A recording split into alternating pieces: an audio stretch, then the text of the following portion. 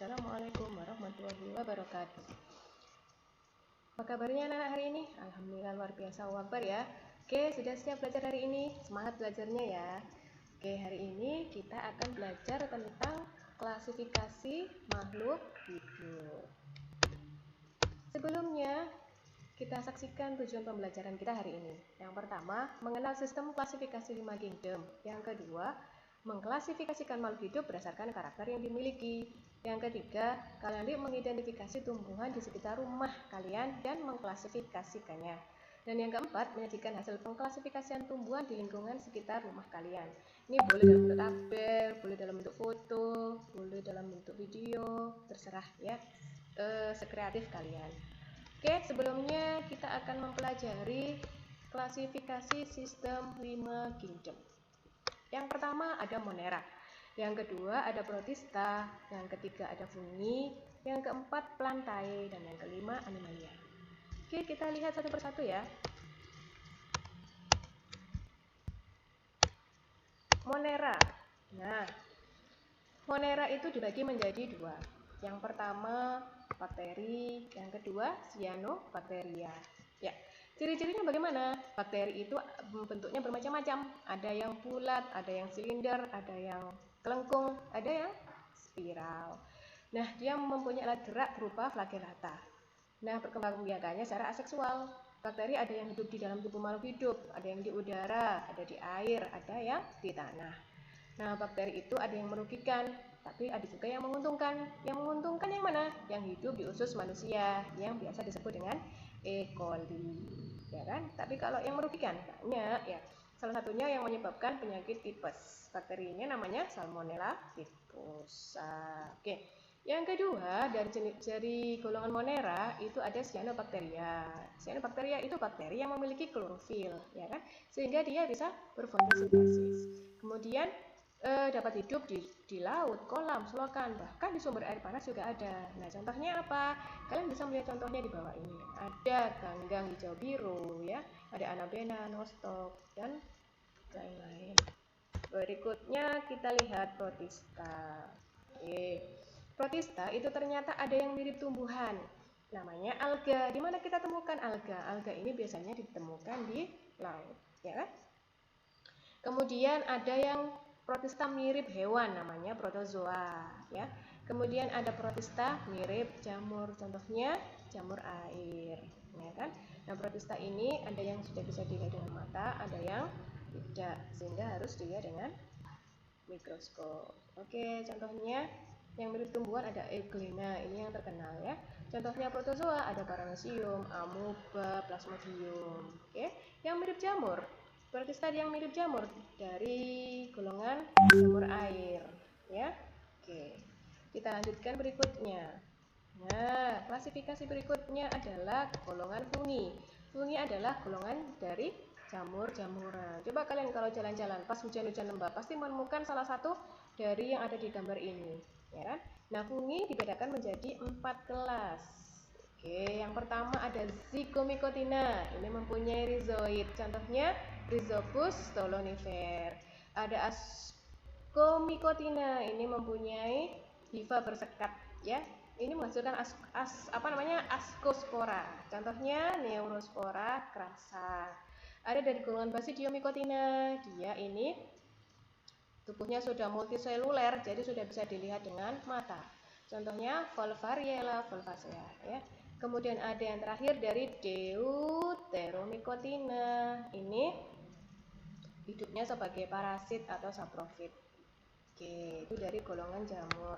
Silakan diperhatikan gambarnya. Nah, golongan berikutnya setelah fungi kita akan belajar tentang Plantae. Oke, Plantae ini dibedakan menjadi 3.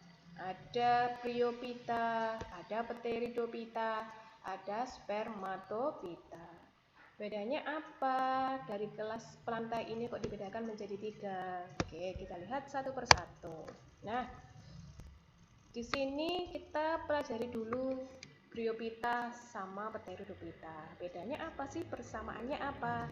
Bryophyta itu ternyata berasal dari golongan lumut. Jadi lumut itu sudah masuk tumbuhan, tetapi tumbuhan tingkat rendah.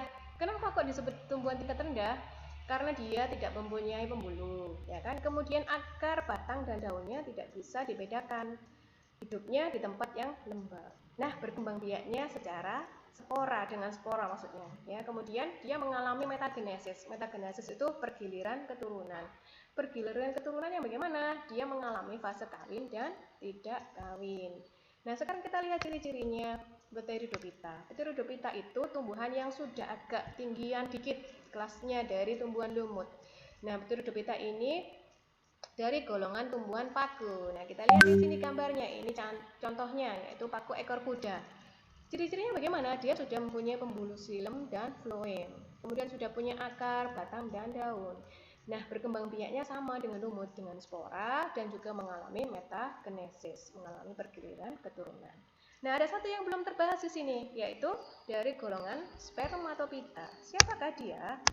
Nah, spermatophyta itu ternyata dari golongan tumbuhan berbiji. Ya. Nah, tumbuhan berbiji itu dibedakan menjadi dua, angiospermae sama gimnospermae. Bedanya apa? Kalau angiospermae itu bijinya tertutup.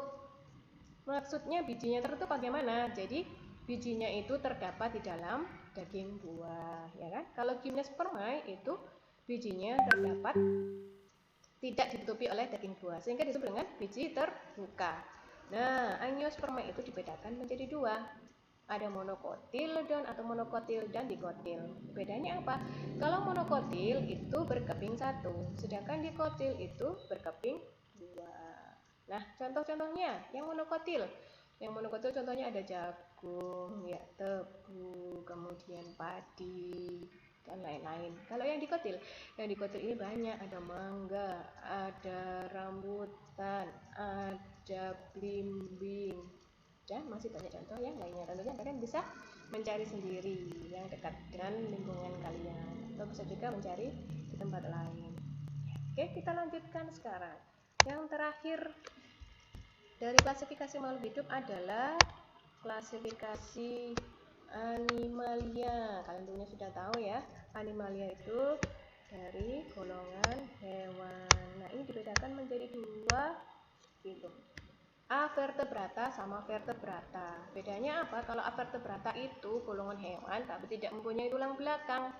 Ya, dia ada yang hidup di air, ada yang hidup di darat. Contohnya banyak. Ini ada bintang laut. Bintang laut ini golongan Echinodermata, ya, hewan berkulit duri. Kemudian ada ubur-ubur, ini masuk golongan Coelenterata, hewan berongga. Ada Porifera, hewan berpori. Kemudian ada golongan dari cacing-cacingan. Ya, ini ada tiga ini, ada Nemathelmintes, ini Platyhelminthes, cacing pipih. Kemudian Annelida, ini contohnya adalah lintah. Kemudian ada Mollusca, hewan berkulit lunak. Dan ada arthropoda. Arthropoda ini contoh dari hewan yang berkuku-kuku. Oke. Kalau ada pertanyaan serangga masuk mana? Serangga insekta itu masuk golongan arthropoda. Oke. Nah, sekarang kita bahas tentang vertebrata. Vertebrata ini dibedakan menjadi 5. Nah, kalau disingkat ini lebih mudahnya kalian menyebutnya param. Jadi param itu disingkatan dari golongan vertebrata. Terdiri dari apa saja param? P itu golongan Pisces. Golongan Pisces itu golongan siapa? Golongan ikan-ikanan. Kemudian ada amfibi. Ya, amfibi ini contohnya. Tahu nggak ini apa? Ini adalah salamander. Oke, kemudian berikutnya ada reptil. Ya, ada reptil. Ini apa namanya contohnya? Namanya hewannya. Ini iguana. Kemudian unggas, ya, unggas. Ini contohnya. Yang terakhir adalah mamalia. Mamalia itu hewan yang mempunyai kelenjar susu. Nah, itulah anak-anak penjelasan tentang klasifikasi makhluk hidup pembelajaran kita hari ini. Jangan lupa tugasnya ya. Jadi kalian melakukan identifikasi tumbuhan di sekitar rumah kalian, kemudian kalian mengklasifikasikannya. Mengklasifikasinya cukup 3 saja. Tanaman obat, tanaman sayur, dan tanaman hias. Oke, silakan dikumpulkan nanti di Google Classroom seperti biasanya ya. Ustazah tunggu. Oke, selamat belajar. Assalamualaikum warahmatullahi wabarakatuh.